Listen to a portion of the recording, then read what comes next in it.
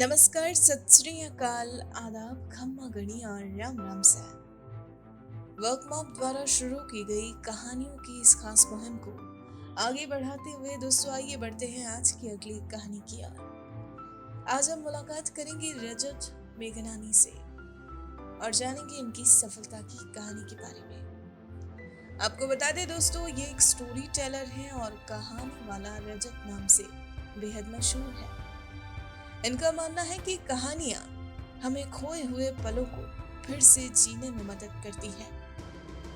कहानियां हर किसी को किसी न किसी रूप में प्रेरित करने का काम करती है।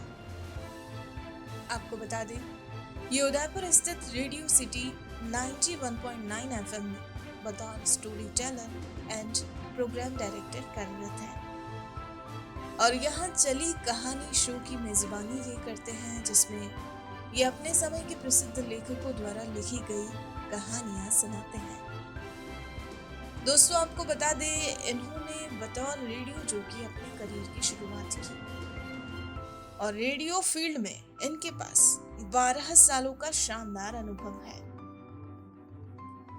दोस्तों, रजत मेघनानी की जन्मभूमि अजमेर है। जी हाँ, यहीं से इन्होंने अपने सफर की शुरुआत की। फिर कॉलेज टाइम में इन्होंने अभिनय करना और सांस्कृतिक गतिविधियों में हिस्सा लेना भी शुरू किया और फिर देखते ही देखते ये बन गए एक रेडियो जॉकी।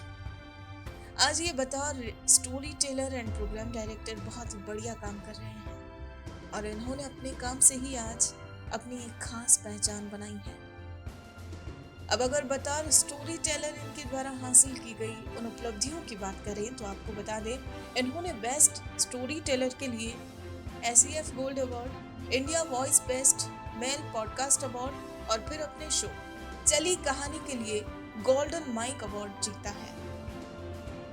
तो दोस्तों आइए इनके जीवन से जुड़े ऐसे ही कई और प्रेरक किस्सों, अनुभवों और इनके द्वारा हासिल की गई तमाम उपलब्धियों के बारे में विस्तार से जानने के लिए अब सीधा मुलाकात करते हैं इनसे और सुनते हैं पूरी कहानी सिर्फ और सिर्फ इनकी अपनी जुबानी।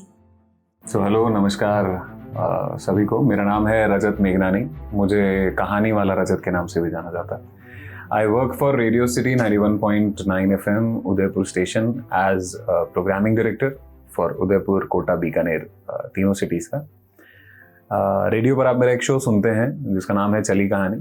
जो कहानियों का शो है, कहानियों की बात है, कहानीकारों की बात है, जिसमें हिंदी और इंग्लिश के जितने भी महान साहित्यकार रहे हैं उनकी कहानियों को I narrate on radio and on YouTube and digital handles. इसके अलावा मैं खुद एक स्टोरी टेलर हूँ। So I do corporate story telling and story telling for kids. अलग अलग तरह के जो जॉनर्स होते हैं स्टोरी टेलिंग के, वो मैं खुद सेशंस भी करता हूँ, मैं होस्ट भी करता हूँ। तो अब स्टोरी टेलिंग मेरी एक बड़ी पहचान है। तो आप मुझे एज अ स्टोरी टेलर मेरे इंस्टाग्राम पे, जहाँ भी आप मुझे ढूंढेंगे इंटरनेट पे, तो यू विल फाइंड कहानी वाला रजत। तो मैं अब कहानियाँ सुनाने का ज़्यादा शौकीन हूँ, ये आप कह सकते हैं। So that is my small little journey. मेरा रेडियो एक्सपीरियंस तकरीबन 12 साल का है। I started as a radio jockey from Ajmer and पिछले इतने सालों से मैं रेडियो के अलग अलग डिपार्टमेंट्स में काम किया हूँ। अभी प्रोग्रामिंग डायरेक्टर हूँ, तो I have a team of radio jockeys. I design the content, I design the concepts and strategies. ये मेरा बेसिक वर्क प्रोफाइल है।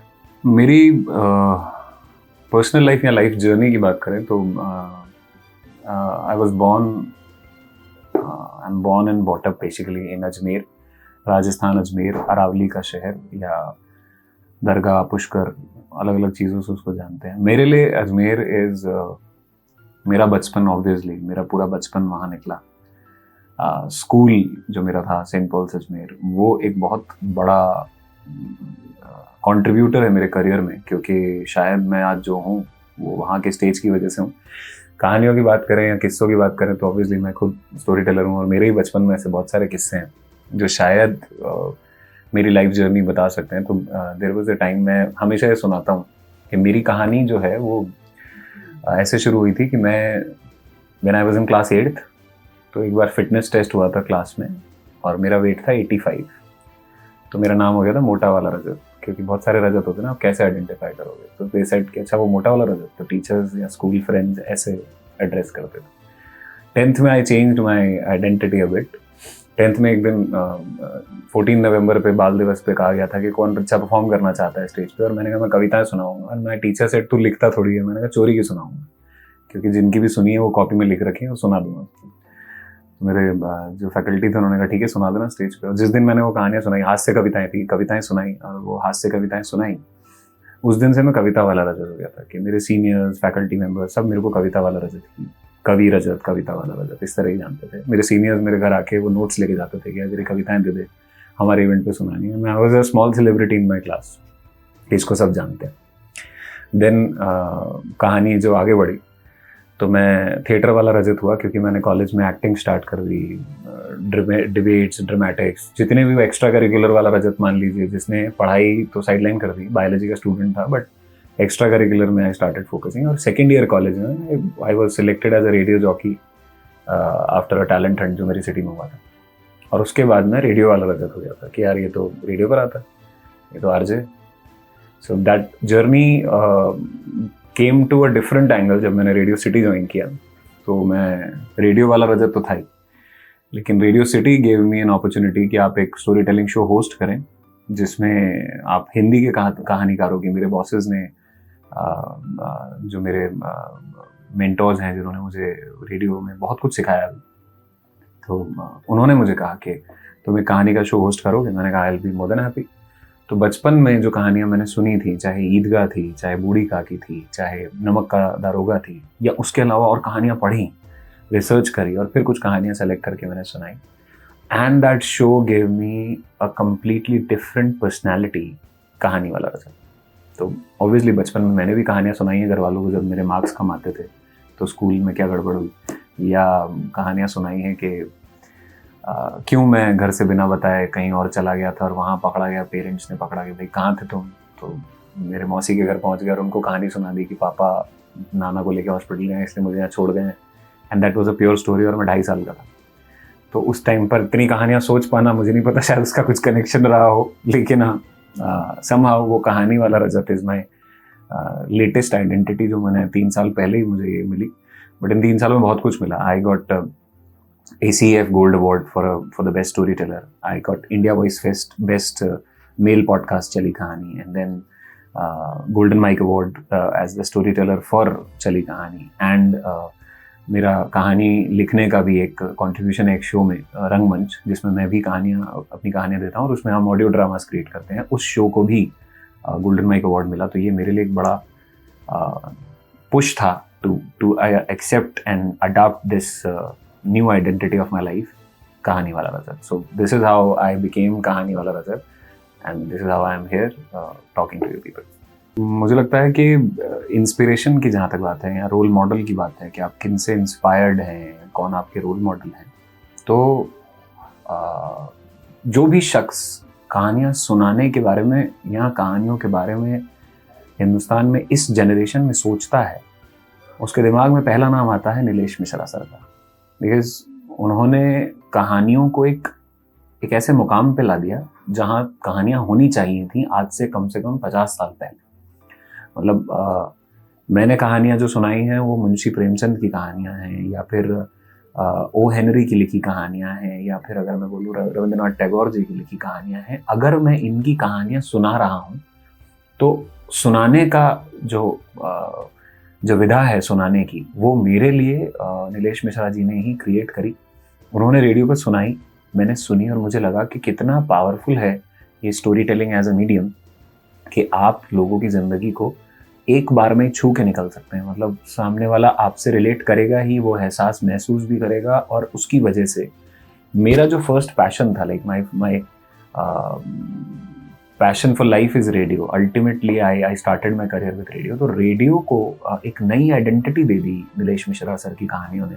लोगों का जो लिसनिंग स्पैन जिसको हम बोलते हैं, वो इतना बढ़ा दिया कि लोग 1 घंटे तक वो कहानी सुन रहे हैं कि नहीं मुझे वो पूरी कहानी सुननी है, उसमें क्या हुआ। तो ये शायद जादू मैंने नहीं देखा कि कोई एक ऐसे मीडियम पे क्रिएट कर पाए जहाँ पर आप किसी को ना कुछ दिखा पा रहे हो, ना कोई फिजिकल एक्सपीरियंस दे पा रहे हो, ना ही आपका कोई और सेंसेस एक्सेप्ट लिसनिंग कोई और सेंसेस इन्वॉल्व है। बिकॉज गाड़ी चलाते हुए आदमी कार भी चला रहा है तो भी आपकी कहानी सुन रहा है, ऑफिस में काम कर रहा है, अपने बॉस से लड़ रहा है तो भी आपकी कहानी उसके कानों में कुछ कुछ चल रही है। कई लोग हैं जो घरों में रेडियोज आज भी ऑन रख रहे हैं क्योंकि उनकी कहानी पूरी सुननी है despite all the work they are doing. So अगर कोई सेंसेस तक इतना ब्यूटिफुली और ऑनेस्टली पहुंचा है विदाउट टेम्परिंग एनीथिंग, मतलब there is no algorithm behind stories. कोई एल्गो नहीं बताता कि आपको ये कहानी सुननी चाहिए अभी, आप यही सुनिए क्योंकि आपने सर्च किया था ये. That's the beauty of stories कि दे कम randomly, you listen to them, you feel attracted, attached and emotionally attached to that story, and then you listen to the whole story. सोचिए कहानी में कितनी उसका वो सरप्राइज एलिमेंट कितना खूबसूरत है कि अचानक से कुछ भी हो सकता है and you're waiting for it. कोई तो एक स्टोरी है, looking at the stories happening around us, WhatsApp story, Insta story, जिसमें आपको पता है एलिमेंट क्या होंगे लेकिन फिर भी आप स्क्रॉल करते हैं सबकी स्टोरीज को, एंड देयर आर मोर और लेस सिमिलर एलिमेंट्स, मतलब यू बिलीव इट और नॉट एक ही तरह की चीजें मिलेंगी. ये ही ओरिजिनल स्टोरीज ही थी. तो शायद नीलेश सर ही थे जिन्होंने ये विधा जो थी अपने आप में एक इतने बड़े स्केल पे ला दी, एंड मेरे जैसे बहुत सारे स्टोरी टेलर्स तैयार किए हैं. तो thank you so much to Nilesh sir, and I am a huge fan of yours. तो अगर ये वीडियो आप तक भी पहुंचेगा तो मेरे लिए वाकई एक ऑनर होगा कि मैं ये बात रख पा रहा हूँ. So definitely you are my role model. Story telling की बात हो रही है ना, I am a story teller. तो क्यों सुननी है कहानियाँ या फिर क्यों सुनानी है कहानियाँ? पहली बात तो कहानी सुनने के लिए ना वक्त निकालना पड़ेगा आपको. अब मैं इतना वक्त क्यों निकालूं जब मेरे पास में वक्त है ही नहीं. सरप्राइजिंगली हम उस एरा में हैं जहां पर वक्त बचाने के लिए टेक्नोलॉजीज बहुत हैं पर वक्त बच नहीं रहा, किसी के पास नहीं. यू हैव पेमेंट गेटवेज जो आपका एटीएम का या कैश की लाइन का वक्त बचा रहे हैं, रिजर्वेशन विंडोज जो आपकी बुकिंग का वक्त बचा रही हैं, या there are apps to order food जो आपका खाना बनाने का या खाना आप तक पहुंचाने का वक्त बचा रहे हैं. ट्रैवलिंग में आपको खुद को गाड़ी नहीं चलानी and someone else is driving a cab for you ताकि आपका वक्त बचे. स्टिल हम एक ही चीज़ से स्ट्रगल करते हैं कि यार टाइम नहीं मिलता आजकल. तो पहली चीज़ तो मैं कहूँगा कि स्टोरी टेलिंग सुनने के लिए, सुनाने के लिए वक्त निकालना पड़ेगा. वक्त निकालने के लिए मैंने एक छोटा सा शेर लिखा था कि इकट्ठे करो सिक्के वक्त के दो चार कभी, इकट्ठे करो सिक्के वक्त के दो चार कभी, यादें भी तो खरीदनी है जिंदगी के बाजार से. तो आपके पास वक्त नहीं होगा तो मेमोरीज भी नहीं होंगी. अब बातें हैं स्टोरी टेलिंग पर कि वक्त आपने निकाल लिया, और स्टोरी टेलिंग सुननी क्यों है, क्यों वो सेशंस को एक्सपीरियंस करना है. किसी भी तरह की कहानी जब आप सुनते हैं तो आपका ब्रेन एक्टिवेट होता है, और ये सिर्फ बच्चों में नहीं है. कहते तो बच्चों के लिए है कि उनकी इमेजिनेशन एक्टिवेट होती है. जब दादी नानी की कहानियां सुनते हैं ना तो दादी कहती थी कि फिर एक राजकुमार घोड़े पर आया, तो उस घोड़े की इमेजिनेशन दादी नहीं देती, बच्चा करता है. राजकुमार वो सोचता है कि वो कैसा होगा, शेर या जानवर वो इमेजिन करता है, और जब वो इमेजिन करता है तो उसके सेंसेस ज़्यादा स्ट्रांग होते हैं क्योंकि विजुअल उसकी इमेजिनेशन पावर को कम कर देते हैं. वो वही देख पा रहा है जितना आप दिखा रहे हैं. हो सकता था वो शेर पिंक इमेजिन कर लेता, लेकिन आपने करने नहीं दिया, आपने उसको उसी में कराया कि नहीं उतना ही करना है. या वो हाथी वाइट इमेजिन कर सकता था या ब्लू इमेजिन कर सकता था, पर आपने रोक दिया. अगर वो करता है ऐसी चीज़ें, एज एल्बर्ट आइंस्टीन ने कहा था कि imagination is the most powerful tool in this world, मतलब बियॉन्ड साइंस. क्योंकि science will never come up and say कि यार ऐसा एक रूल है जिससे आप एक बल्ब बना सकते हैं. अगर एडिशन ने ये इमेजिन नहीं किया होता कि यार लाइट देनी है मुझे तो मैं क्या करूं, या आइंस्टीन ने इमेजिन नहीं किया होता या सोचा नहीं होता खाली वक्त में बैठे बैठे, या न्यूटन ने नहीं सोचा होता कि ऐसा क्यों है कि एप्पल नीचे गिर रहे हैं, then he came up with science कि उसका एक्सप्लेनेशन साइंस देगी. लेकिन इमेजिनेशन पहले वो सवाल खड़ा करेगी कि यार कार्स उड़ सकती हैं क्या, दैट्स एन इमेजिनेशन कि कार्स उड़ सकती हैं क्या. उस इमेजिनेशन को रियल करने का काम, उसको एक्चुअलाइज करने का या जिंदगी में लाने का काम साइंस करती है. तो आप इमेजिन करते हैं, थिंक अबाउट इट कि यार एक दिन पेमेंट्स फ़ोन से होंगे. ये किसी ने इमेजिन किया होगा एक दिन कि यार मोबाइल से पेमेंट होंगे या पेमेंट डिजिटल होगा. आई एम श्योर हुआ तो हुआ, मतलब there has to be some day when you started, but first it's an imagination. अगर वो है ही नहीं capacity, then how will you imagine it. तो story telling goes with that, in sync with that skill जो कि सब में है लेकिन सब एक्सपीरियंस नहीं कर पाते. If I ask you imagine कि वहाँ क्या होगा एंड यू आर स्टक कि नहीं आई डोंट अंडरस्टैंड, मैं इमेजिन नहीं कर पा रहा हूँ, बिकॉज आपने अपने वो इमेजिनेशन के जो विंडोज हैं वो बंद कर दिए. स्टोरी टेलिंग वो विंडोज खुलती है, मौका देती है आपको सोचने का, उस एक स्टेप बाहर निकलने का. तो I suggest why story telling and why stories, क्यों सुननी है, इवन क्यों पढ़नी है, नॉट ओनली सुननी है, पढ़नी है. जब आप किताबें पढ़ते हैं नॉवेल्स पढ़ते हैं, आप वो दुनिया इमेजिन करते हैं, you think few things and you think अच्छा इतनी खूबसूरत चीज़ है जिसके बारे में बात की जा रही है, मैं इमेजिन कर सकता हूँ। मैंने सिडनी शेल्डन के कई ऐसे नॉवेल्स पढ़े हैं। एक ऐसा था जिसमें ही was talking about a weather controlling machine and that novel was published in 1972 और 5 में बी, and he was talking about a weather controlling machine just on the basis of one news article जो उन्होंने अपनी किताब के आखिर में छापा था। कि मैंने कहीं एक कॉलम की न्यूज़ पढ़ी कि there are scientists who are thinking that they will come up with a machine जो कि वेदर कंट्रोल कर सके, and he designed a whole story around it. And think about it कि आज दिस इज अ रियलिटी। कई ऐसी countries हैं जो वेदर कंट्रोलिंग टेक्नोलॉजीज पर काफ़ी आगे बढ़ चुकी हैं and they are using it. तो story can give you wings to think and science will help you make those wings and fly. तो जब तक वो विंग्स इमेजिन नहीं होंगे तब तक बन नहीं सकते एनी अदर स्किल। तो आई थिंक इमेजिनेशन को पावर करने के लिए कहानियाँ पढ़ना, सुनना, लिखना तीनों बहुत जरूरी है। हम जिस तरह से कंट्रीब्यूट कर रहे हैं हम कर रहे हैं, आप जिस तरह से इसका पार्ट बन सकते हैं ज़रूर बने। व्हेन वी से इंस्पिरेशन, तो अगर इंस्पिरेशन की बात करें तो शायद रोज़मर्रा की ज़िंदगी में जितनी इंस्पिरेशन न्यूज़पेपर से मिल सकती है उतनी किसी चीज़ से नहीं मिल सकती। उसका एक कारण है कि जब भी मैं किसी ऐसे इंसान की खबर पढ़ता हूँ जो कि खबर होती है, वो कहानी बन के नहीं छपती, वो कहीं कहीं और पूरी फिल्म नहीं बन पाती। स्पेशली वो लोग जो पैरालंपिक्स में जाते हैं या they have achieved something along with their imperfections. मुझे लगता है कि अगर वो फिजिकली अपने आप को इतना लड़ने के लिए तैयार कर सकते हैं, that means everything is there in your brain, बात खत्म। उनका दिमाग उनको इतना ताकतवर बनाता है कि वो अपनी बॉडी की जितनी भी डिसएडवांटेजेस हैं उसके बियॉन्ड चले जाते हैं। हमें अगर हम वी आर फीलिंग डीमोटिवेटेड, सुबह उठने में अगर प्रॉब्लम है, वर्कआउट में प्रॉब्लम है, किसी भी चीज़ में प्रॉब्लम है, एक बार अगर हम उनमें से किसी की लाइफ स्टोरी उठा के पढ़ लेंगे तो हमें लगेगा कितना मुश्किल था किसी के लिए व्हील चेयर से उठना और कुछ करना। तो think about these stories are there every day in our newspapers, आती हैं, छपती हैं और खबर बन के चली जाती हैं। I always feel get inspired from these stories. लेकिन एक पर्टिकुलर कहानी है, एक पर्टिकुलर इंसिडेंट या एक चीज़ जो मुझे हमेशा इंस्पायर करती है, दैट इज रंग दे बसंती, जिसके अंदर मुझे लगता है सारे एलिमेंट थे उस फिल्म में। पेट्रियोटिज्म भी था, रिस्पॉन्सिबिलिटी भी थी, यूथ को क्या करना है वो भी था, किस तरह से हम किस ट्रांजिशन में अपनी लाइफ में चलते हैं। First half is everyone's life, सबको कॉलेज जाना है, मस्ती करनी है, सब है, लेकिन at the same time responsibility आ जाती है and you have to stand up to that responsibility. It's not always कि आपको देश के लिए खड़ा होना है, आपको फैमिली के लिए भी खड़ा होना पड़ सकता है, आपको अपनी रिस्पॉन्सिबिलिटीज के लिए खड़ा होना पड़ सकता है। तो हम उसका इंटरप्रिटेशन सिर्फ ये ना लें कि जब देश पे कोई बात आएगी या कोई धरना देना है या मार्च करना है, it's taking up the responsibilities in your hand and believing कि हाँ ये मेरी जिम्मेदारी, ये मुझे करना है। अगर आप उस तरह से देखें, मैं उस नज़रिए से देखता हूँ, जैसे शहीद आजम भगत सिंह ने उस वक्त सोचा होगा कि now it's my responsibility, no one will come and say कि तुझे करना है, इट्स योर रिस्पॉन्सिबिलिटी एंड आपको करना है। No one will come and say कि नहीं आप करेंगे ही करेंगे। तो don't wait for someone to come and say this. जिन्होंने आज़ादी के लिए लड़ी उनका एक मकसद था, उन्होंने आज़ादी के लिए लड़ाई लड़ी। आपके लिए हो सकता है उतना बड़ा कोई मकसद ना हो जिंदगी में, लेकिन जो आपके पास में है वो आपका बड़ा मकसद है, आप उसके लिए लड़ें।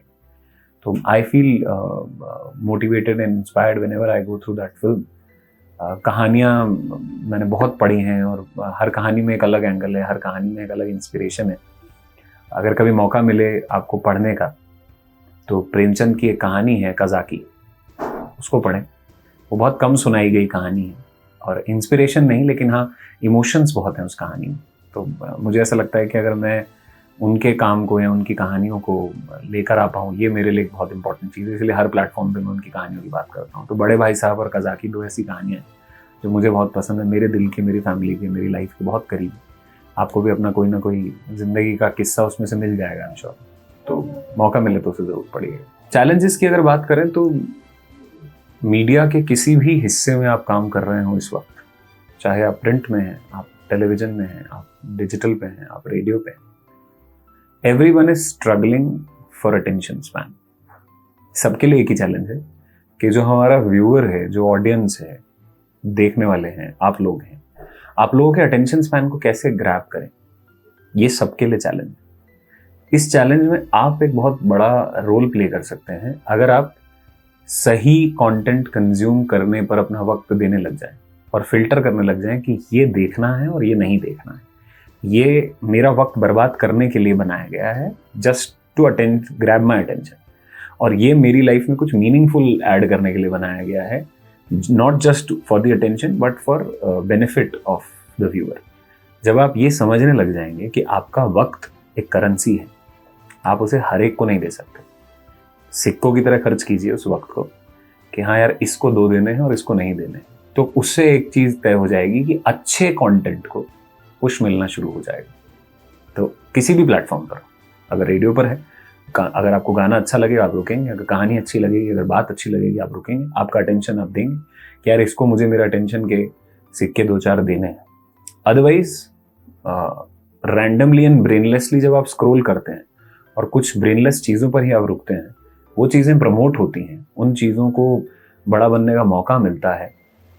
एट द एंड आपको लगता है कि यार ये कौन है जिसको इतना बड़ा स्टार बना दिया लोगों ने, या फिर ये कौन है जिसको लोग इतना ज़्यादा प्रमोट कर रहे हैं, जबकि अच्छा काम तो कोई और कर रहा है, बट आप कंट्रीब्यूटर हैं उसमें। तो अगर आप ये सोचने लग जाएंगे कि let's take some mindless decisions and think कि what I am scrolling, what I am watching, मैं इसको वक्त दूंगा, इसको नहीं दूंगा, थोड़े से अगर आप सेल्फिश हो जाएंगे इसमें, then I am sure quality of content इतना आने लग जाएगा कि आपको लगेगा कि हाँ we are into a society जहाँ पर कुछ मीनिंगफुल हो रहा है, not random things and one directional things कि एक ही तरह की चीज़ें आ रही हैं। वो आप रोक सकते हैं, वो आप बदल सकते हैं। तो you decide what will trend, handles and algorithms won't. I know it's a big task to do, but अगर आप डिसाइड करेंगे तो चीज़ें और बेहतर चलना शुरू हो जाएंगी। That's what my challenge and may be a request from everyone who is watching this video. Time travel या टाइम मशीन की बात हुई है, तो पहले तो मैं अपनी एक स्टोरी कोट कर देता हूँ। मैंने कहानी लिखी है विच इज़ अबाउट 2050, या 2050 भी छोड़ दीजिए, 2050 तो आ गया, 3050 मान लीजिए, उस दौर की कहानी है जिसका नाम है OTP, वन टाइम पानी। मैंने ऐसा इमेजिन किया है कि हर आदमी का एक OTP होगा, उसको एक टाइम में इतना पानी अलॉट होगा, अगर उसने कोई क्राइम किया तो उसका वो पानी काट दिया जाएगा, यानी उसका पानी ख़त्म कर दिया जाएगा। अगर आपका OTP 1 लीटर है तो वो कम होके 5 ml 10 ml रह जाएगा, यही आपका पानी का स्टॉक है। डर लगता है सोचने में, अगर ऐसा होगा तो हम कितना इजीली ले रहे हैं पानी को। बट टाइम ट्रैवल करके मैं फ्यूचर गया था, अगर मैं फ्यूचर गया तब क्या होगा, वो सिचुएशन मैंने उस कहानी में, इस ऑडियो ड्रामा में बताई थी। तो OTP तो खैर अब आगे जाने का तो मेरा कोई मन नहीं है अगर OTP जैसा कुछ है, क्योंकि हमें पता है हम किस तरह से यूज़ कर रहे हैं हमारे रिसोर्सेज को। If we have a chance to go into the past, time travel करके, तो मैं 90s के वो एरा में जाना चाहूँगा जहाँ पर सब चीज़ें हो रही थी, जहाँ पर CDs भी आ रही थी तो कैसेट भी भराए जा रहे थे, जहाँ साइकिल्स भी चल रही थी और 4 व्हीलर्स 800 और इस तरह की कार्स जो थी वो ट्रेंड में आनी शुरू हो गई थी या लोगों के पास आने लग गई थी। And that was a status symbol कि अगर आपके घर में एक 800 भी है तो भी वो स्टेटस सिंबल है। मतलब बाहर के मल्टी जो डिफरेंट कंट्रीज़ के ब्रांड्स हैं वो तो अभी आने ही नहीं शुरू हुए थे, होम ग्रोन ब्रांड्स चल रहे थे। आपके पास में वो रेडी टू स्टिच वाला जीन्स का मटेरियल भी था, आप जीन्स सिला भी सकते थे घर पे और रेडीमेड भी खरीद सकते थे। और आपके पास में मौका था कि आप साइकिल किराए पर भी ले सकते थे और साइकिल खरीद भी सकते थे, और कोई फ़र्क नहीं पड़ रहा था कि आपकी किराए की साइकिल यहाँ खरीदी हुई है। इट्स लाइक आपके पास में वक्त था उस चीज़ को एंजॉय करने के लिए, तो इट हार्डली मैटर्स कि आपकी खुद की है या नहीं। बैट जिसका था उसकी चलती थी, लेकिन बॉल तो भी किराए से ही आती थी, इकट्ठी करके आती थी कंट्रीब्यूशन से, तो बॉल भी ज़रूरी थी और बैट भी ज़रूरी था, तो मैच दोनों ही खेलते थे। तो there was no gap in status और everyone was a middle class, I guess. उस दौर में सब एक्सेप्ट करते हैं कि हम भी मिडिल क्लास थे यार। तो जब सभी मिडिल क्लास थे तो लाइफ थोड़ी सी अच्छी थी। टेलीविजन पे केबल एक घर में हो पूरे मोहल्ले में तो पूरा मोहल्ला देख लेगा, अगर सब घरों में हो तो बारी बारी से किसी के घर देख लेंगे, कोई ईगो क्लैशेस नहीं, कोई प्रॉब्लम्स नहीं। वो दौर एक बहुत खूबसूरत दौर था मेरे मायने में। तो वो 90s का जो दौर है, अगर मैं वापस जी पाऊँ तो मैं उसे बार बार जीना चाहूँगा। मैं बच्चा था, मुझे लगता है जो भी मेरे एरा में उस टाइम पे बड़े हुए हैं उन्होंने वो बचपन देखा है, and they want to relive कि कॉमेडी के कार्टून्स का 1 घंटा होता था टेलीविज़न पे। वो 1 घंटे की कार्टून्स काफ़ी थी। टीवी सीरियल्स हफ्ते में एक बार, इमेजिन कीजिए हफ्ते में एक बार एक सीरियल आ रहा है, you are waiting for the next episode for the next week. There is no binge watching possible of a series of a 52 episode का सीरियल साल भर कंज्यूम करेगा, and you are enjoying that throughout the year कि हाँ last episode आने वाला है आज। और मे बी मेरे से पहले वालों ने जब वो रेडियो पर काउंटडाउन सुने, जो बिना का गीतमाला आती थी, तो वो 52 हफ्ते के 52 काउंटडाउन सुनते थे और डिसाइड करते थे कि नंबर 1 पे कौन सा गाना होगा, उसकी लिस्ट बनती थी। ये मैजिक हो सकता है, ये जादू लगता है सुनने में आज के दौर में, व्हेन एवरीथिंग इज एक्सेसिबल। मुझे लगता है कि उससे खूबसूरत कोई दौर नहीं रहा है जब हमने हर चीज को एंजॉय टू द फुलेस्ट किया है। अभी everything is fast and quick, so I really want to slow down a bit and slow down my life a bit if I get a chance. So that's what I think I wanted to do with a time machine. Talking about an advice to youngsters overall, चाहे आप radio में आना चाहते हैं, चाहे आप camera के सामने आना चाहते हैं, चाहे आप कंटेंट क्रिएटर बनना चाहते हैं, you want to be an Instagram celebrity, an influencer, a YouTuber, or whatever it takes to be someone who is very famous. So you want to get into a field and getting money out of it. That's the whole purpose right now. तो आप सबके लिए एक advice है, always and always do something which is, मतलब do something after you know about that field first. तो एक तो आपको उसके बारे में नॉलेज होनी चाहिए, because now things have changed. It's not कि आप आज से 10 साल पहले कोई YouTube चैनल नहीं शुरू कर रहे हैं, अभी hundreds and hundreds of channels आ गए। तो आप रिसर्च्ड होंगे, आप उस प्लेटफॉर्म को पढ़ेंगे, आप उस प्लेटफॉर्म को समझेंगे, आप अपने कंटेंट को पढ़ेंगे, अपने कंटेंट को समझेंगे, आप जो बात कहना चाहते हैं उसे कहने के तरीके को पढ़ेंगे और समझेंगे।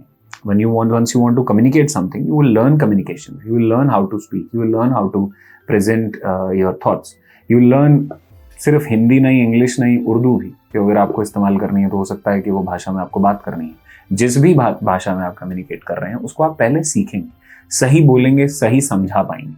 सो हर चीज से पहले एक रिसर्च, बोलने से पहले बोलने की, लिखने से पहले लिखने की, आइडिया के ऊपर काम करने से पहले आइडिया की, कैसे वो काम होता है, क्यों होता है। Because an number of ideas fail and people say यार आइडिया फेल हो गया। आइडिया फेल नहीं हुआ, आपकी रिसर्च फेल हो गया, आपने उतना उसके बारे में रिसर्च नहीं किया था, उतना उसके बारे में पढ़ा नहीं था। So I would say whatever you want to do, read more and more about it. Internet is an excellent source for that. आपको बिजनेस करना है, try to get to the knowledge out of internet. आपको YouTuber बनना है, get to know the hacks of internet and YouTube and everything. Do courses, online courses, ये वो बहुत कुछ अवेलेबल है। जब आप इन सब चीज़ों को प्रॉपरली सीख लेंगे, समझ लेंगे, फिर इम्प्लीमेंट करेंगे, तो रेशियो ऑफ फेलियर्स जो होता है वो थोड़ा कम होगा। आपकी जील पर डिपेंड करेगा, बट थोड़ा कम होगा। So whatever field you want to enter into, it may be TV, YouTube, internet, radio, media, किसी भी फॉर्म में, first try to know that platform. उसके बारे में रिसर्च कीजिए, उसके बारे में समझिए, और फिर उसे अपनी ज़िंदगी में आगे एक स्टेप आगे ले जाने की कोशिश कीजिए। That's my advice to you people. आपने आज सुनी मेरी कहानी। मैं हूँ कहानी वाला रजत, और उम्मीद करता हूँ कि आपको कहानी का कोई हिस्सा तो ज़रूर पसंद आया होगा। अगर आया होगा तो do share your feedbacks and everything. जाते जाते एक शेर जो मैंने लिखा है मेरे लिए भी, और हर उस शख्स के लिए जो कुछ करने की कोशिश कर रहा है, अपनी ज़िंदगी में कुछ अचीव करना चाह रहा है, हर उस शख्स के लिए जो मेहनत कर रहा है, कि कुछ इस तरह से शेर है कि मैं लिख रहा हूँ इबारत अपनी ज़िंदगी की, मैं लिख रहा हूँ इबारत अपनी ज़िंदगी की, कोई दूसरा अगर तुम्हें ये पढ़कर सुनाने लगे तो समझ लेना कि कहानी बन गई। तो उस दिन मेरी कहानी बन गई। अगर कोई और आपको मेरी कहानी सुनाएगा, पर आज मैं ही मेरी कहानी आप तक पहुंचा रहा हूं। Thank you so much to this platform and this whole initiative. That's a beautiful initiative, जहां पर अलग अलग तरह की कहानियां आप तक पहुंच रही हैं, जो कि रियल लाइफ स्टोरीज हैं, रियल लाइफ एक्सपीरियंसेस हैं। शायद इससे बेहतर तरीका नहीं हो सकता किसी की ज़िंदगी में झांकने का और समझने का कि वो क्या करता है या कैसे कर लेता है सब चीज़ें जो कि हम जानना चाहते हैं। So this is my story, and I would thanks WorkMob and the whole platform and team जिन्होंने ये चीज़ conceptualize की है। Thank you so much। मैं हूँ कहानी वाला रजत। दोस्तों, आज हमने जाना रजत मेघनानी के जीवन से जुड़े तमाम किस्सों एवं अनुभवों के बारे में। ऐसी ही प्रेरक एवं रोचक कहानियाँ रोजाना सुनने के लिए हमारा चैनल सब्सक्राइब करें और बेल आइकन जरूर दबाएं। अगर आज की ये कहानी आपको पसंद आई है तो इसे लाइक, कमेंट और शेयर करना ना भूलें। अब आप भी बन जाइए भारत की प्रोफेशनल कम्युनिटी की आवाज़ और सुनाओ अपनी कहानी, बनाओ अपनी पहचान की इस मुहिम से जुड़कर।